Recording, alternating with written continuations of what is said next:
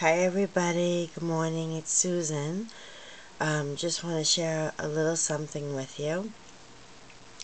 I've been really creative over the past week or two, and I've been making some of my beautiful paper roses, and I just wanted to share with you a project that I had incorporated them on, and it's this really beautiful box. Let me just explain briefly what I had done. This is one of those paper mache boxes.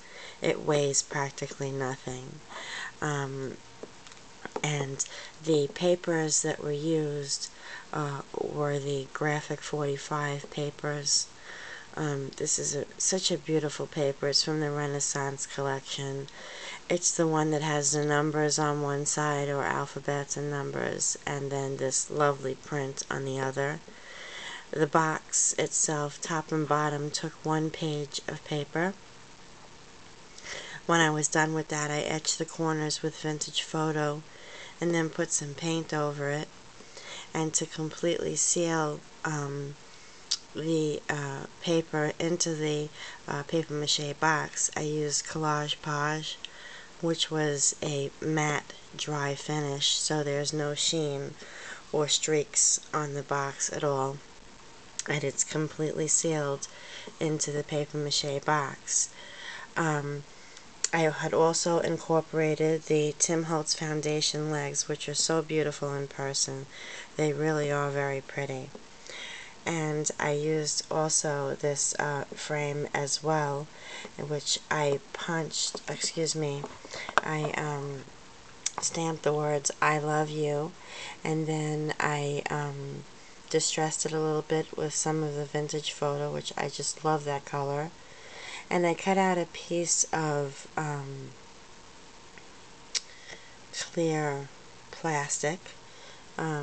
I forget what you even call that. Anyway, I bought a few sheets of that a while back and never used it. So I came across it and thought that I can use it for this, which it really worked out well, because I don't have an oval punch, so I cut it out by hand and put the plastic on first with a little glue, and then behind that put the I love you piece of paper, and then I just put 2 holes into the box with my Tim Holtz hole puncher, put the brads right through, and it went in perfectly, and it stayed. Over here to the left, these little burgundy flowers I did not make. Those are store-bought, but what I did do was I did paint the tips of them gold, which I like because it gives it somewhat of a vintage feel. And then you know those flowers that you can buy in the craft store that have the stem on them already?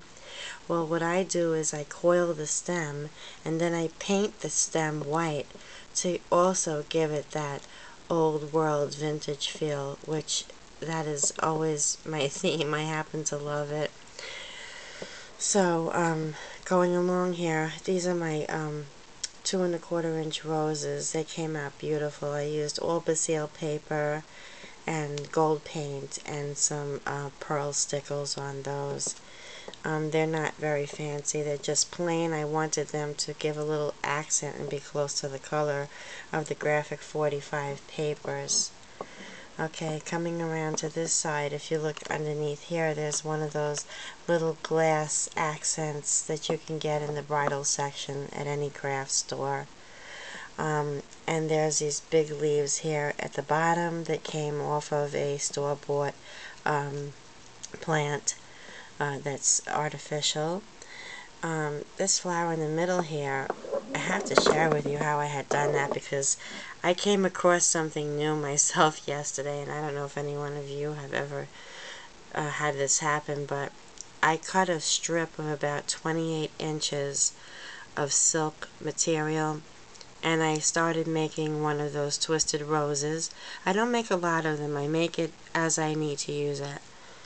And I was using my glue gun, and a few strands of glue had stretched across the top of it, and when I was done, I thought that I would use the heating gun to melt away whatever glue that was showing, and I was noticing that the silk was starting to shrink up and burn on the edges, and it gave the rose, that color rose anyway itself, the appearance of the edges looking very dark, which I loved because it actually looks like a dried flower, and that I had to use it on here because it came out beautiful. And going around this side, we have some shooting pearls, and then sorry about that, guys, I just was trying to grab something to show you. This is this flower here. Okay, I used 4 of those, and the color that I used, I think, was purple or brown. I sprayed a lot of the Haunted Shadows on that, and yeah, if you curl each corner up with a pen and keep squeezing and squeezing and squeezing, you wind up with this ball-like flower. I think it was Lily that was doing flowers like that. Somebody was making flowers, but they were using, I believe, they were using this type of flower. I'm very sure of that. So, I had made some flowers, and these were left over, and I was just playing around with them, and I came out with that. It's really kind of small, I mean, if you look at my fingers, but it's absolutely beautiful. And coming around to this side, there are some more of those store-bought flowers that the tips are dabbed in gold paint.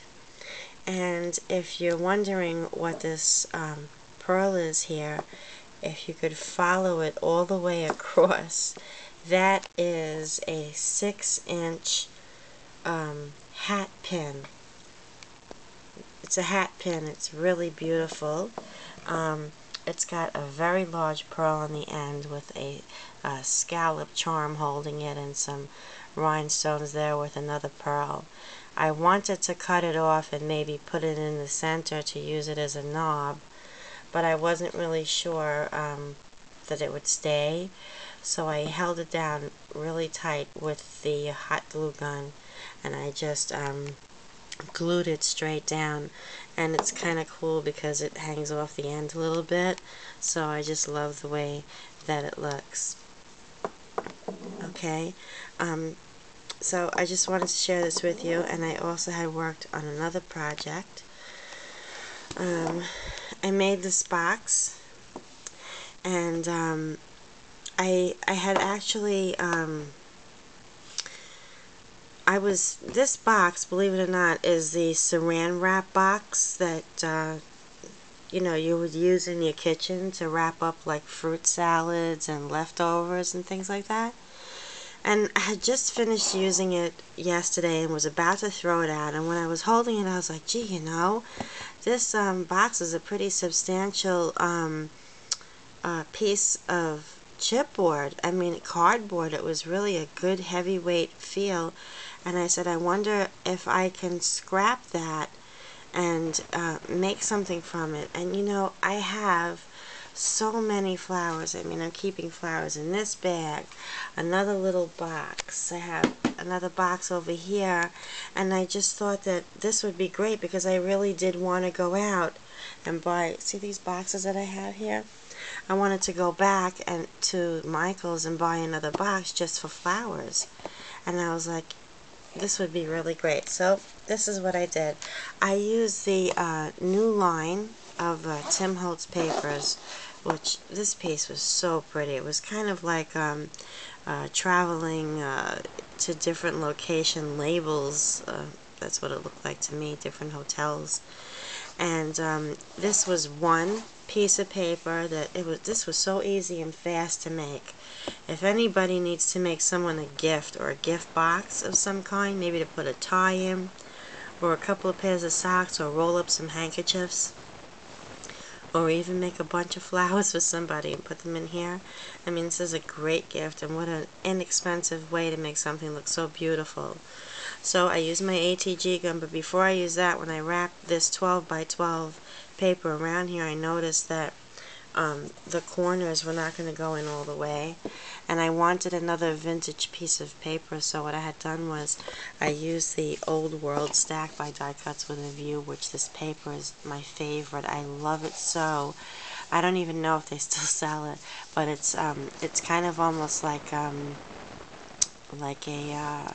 wallpapery kind of feel. So I put that on here, and I stamped it with a script stamp, so it kind of really was very nice, kind of like writing while you're on vacation type of thing. And so when I was done with all of that, because on the edges here I used the Aleene's glue so that I can slip it around while I place it down and hold it in case I had to move it. I still could. It was forgiving instead of using my ATG gun, which I used up over here. And that went fine. I put the tape on the paper first, laid it down, rolled it in, and I was ready to go. It sounds nice and simple, but I mean, it was a little tough here and there, but it worked out very well.